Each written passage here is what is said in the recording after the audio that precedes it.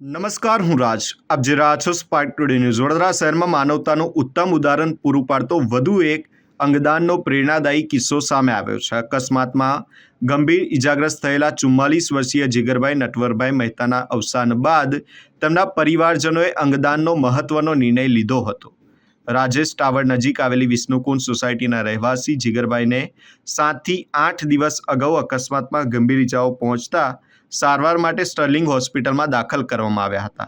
સારવાર દરમિયાન તેમને બ્રેઇન હેમરેજ થતાં ડોક્ટરોએ તેમને બ્રેઇન ડેડ જાહેર કર્યા હતા. આ મુશ્કેલ સમયમાં ડોક્ટરોએ પરિવારને અંગદાનનું મહત્વ સમજાવતા પત્ની સ્મિતા મહેતા અને પરિવારજનોને આંખો, કિડની અને લીવર દાન કરવાની સંમતિ આપી હતી.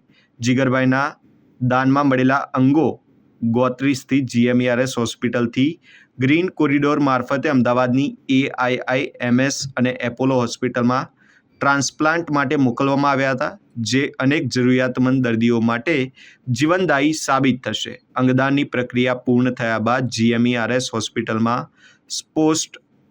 પોસ્ટમોર્ટમ કરવામાં આવ્યું હતું. આ દરમિયાન ફોરેન્સિક વિભાગના ડૉક્ટર હિતેશ રાઠોડે પરિવારજનોને સાંત્વના પાઠવી વધુમાં વધુ લોકો અંગદાન માટે આગળ આવે તેવી અપીલ કરી હતી. જીગરભાઈ મહેતાનું આ મહાદાન અનેક પરિવારોના જીવનમાં આશાનું નવું કિરણ બની રહેશે. જીગરભાઈ નટવરભાઈ મહેતા, ઉંમર વર્ષ 44.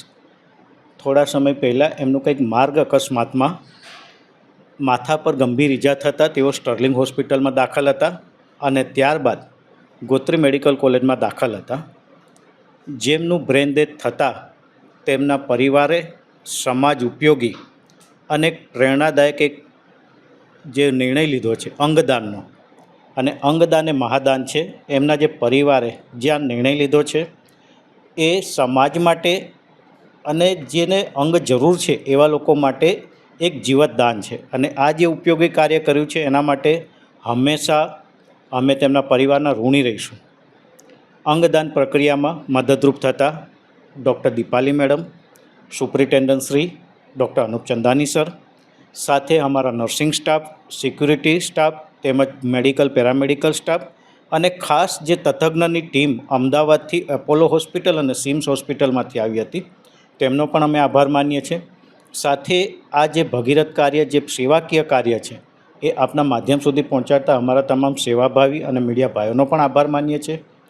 અને ફરી એકવાર હું પરિવારને કહીશ કે આ જે ઉત્તમ કાર્ય છે કે મૃત્યુ પછી પણ લોકોના શરીરમાં જીવતા રહેવું, આ એક કાર્ય લોકો માટે અત્યંત પ્રેરણાદાયી છે. મેં હાલ એમનું પોસ્ટમોર્ટમ જે મેડિકો લીગલ પ્રક્રિયા છે એ પણ પતાવી છે અને એમના પરિવારને કાલે સવારે બોડી લઈ જવાની હોવાથી કોલ્ડ સ્ટોરમાં બોડી પણ રાખીશું અમે. અને જ્યાં પણ એમના પરિવારને ભવિષ્યમાં કંઈ પણ મેડિકો લીગલ કાર્યની કે કોઈ પણ જરૂર પડે અમે એમને મદદરૂપ થઈશું.